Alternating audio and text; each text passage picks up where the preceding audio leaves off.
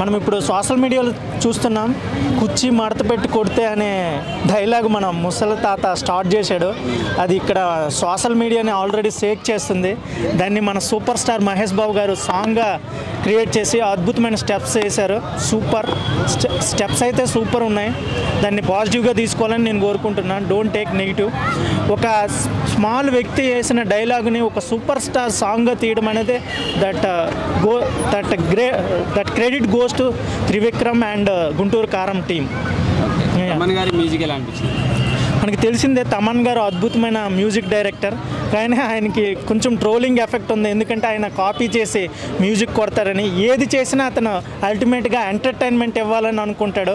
So Tamannaah is a great music director. చాలా సినిమాల్లో అతను ప్రూవ్ అయ్యింది. కాపీ అనేది ఎక్కడ కూడా జరుగుతుంది. ప్రతి సినిమా అనేది ఎక్కడో ఒక్కడ స్టార్ట్ అయితేనే, ఎక్కడో ఒక్కడ విత్తనం పుడితేనే అది ఆ విత్తనం అనేది చెట్టుగా వ్యాపించి అన్ని విధాలుగా వెళ్తుంది. మనం కాపీ అని అనొద్దు. మనం తినే ఫుడ్ కూడా ఒకరి నుంచి చూసే నేర్చుకుంటాం. అది కాపీయా ఏదని కాదు, మన ఎంటర్టైన్మెంట్ చేసిందా లేదని చూసుకోవాలి. సాంగ్లో మహేష్ బాబు గారి డ్యాన్స్ ఎలా ఉందన్న? సూపర్. ఒక సూపర్ స్టార్. అందరూ అంటారు కృష్ణ గారికి డ్యాన్స్ రాదు, మహేష్ బాబు గారికి కూడా అంత రాదని అనుకుంటారు.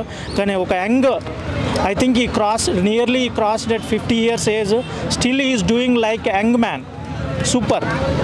సీరియల్ గారితో కలిపి చేసిన డ్యాన్స్ ఎలా ఉంది? Yeah, super step. అంత సూపర్ స్టార్ అయ్యి ఉండి ఒక హీరోయిన్తో అలాంటి మూమెంట్ వేయడం అనేది మనం గ్రేట్గా ఫీల్ అవ్వాలి. దాన్ని పాజిటివ్గా తీసుకోవాలి. Don't take negative. గురుగారు ఈ సినిమాతో ఈ పాటని ఈ సినిమాకి హైలైట్ చేసే అవకాశం ఈ పాటకి హైలైట్ చేస్తుంది. కానీ మహేష్ బాబు అనే వ్యక్తి ఇంతకన్నా టాప్స్ అంటే పాన్ ఇండియా లెవెల్లో సినిమా తీయాలని కోరుకుంటున్నా. ఇది మామూలుగా ఒక ఆంధ్ర తెలంగాణనైతే బాగా ఎంటర్టైన్మెంట్ చేస్తుంది, కానీ బాలీవుడ్ ఇండియా వైజ్గా అయితే ఎంటర్టైన్మెంట్ చేయదు. ఇది యావరేజ్ మూవీగానే వెళ్తుందని నా ఫీలింగ్. ఉచిత డైలాగ్ ఉండడం ఎలా అనిపిస్తుంది? That was super amazing. ఒక సూపర్ స్టార్ అయ్యిండి చిన్న వ్యక్తి యొక్క డైలాగ్ని సినిమాగా సాంగ్గా క్రియేట్ చేసి దానికి స్టెప్ వేయడం అనేది we have to take appreciate to entire team of Guntur కారం. ఈ సాంగ్లో తాత కనిపించలేదు లిరికల్ సాంగ్లో. తాత కృష్ణకాంత్ పార్క్ దగ్గర కనిపిస్తాడు, సినిమాలో కనిపించలేదు. కాకపోతే తాత ఏం చెప్తాడు అనేది we have to listen that dialogue. సినిమాలో ఉండే అవకాశం ఉందంటారు మరి? తాత లేడు. ఏమైనా తాత ఒకవేళ వాళ్ళ టీమ్ క్యాచ్ అయితే మటుగా డెఫినెట్గా సినిమాలో కానీ ఇంటర్వ్యూలో కానీ ఉంటాడు.